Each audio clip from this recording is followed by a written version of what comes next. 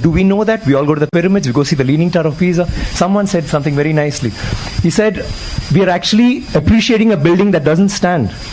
It's falling over and wow, let's take a picture, let's take a selfie, and we're getting excited. But we have temples today that stand and they didn't use plaster. Do you know that for this particular stone, they had to use a ramp which was 6 kilometers long, which was pulled by bulls, elephants and people. 6 kilometers long to get it up there, without any machinery, without any cranes, without anything. And they didn't have plaster. It's withstood 6 earthquakes. You know what happens when an earthquake comes? Without plaster. What they have done is they have an outer wall. Then inside that they have a corridor of 6 feet, which is an open, just a corridor. And then they have another structure inside which goes all the way to the top, which is why they can withstand earthquakes, which is why they stood so long. So these are all things that we need to know about. This particular king has built 5,000 dams in his time, and he's made a water management ministry in that time.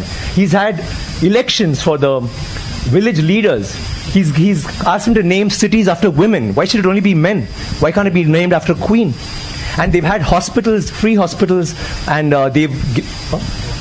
And he actually brought loans. I mean, he used to give loans. He used to help people get dignity, not just throw money around. So this is something that's so illustrious. And this happened in the 9th century. I'm sorry, I'm taking so much time. It happened in the 9th century when the rest of the world, you talk about superpowers today, the 9th century all this happened when we had the biggest maritime naval thing in the world.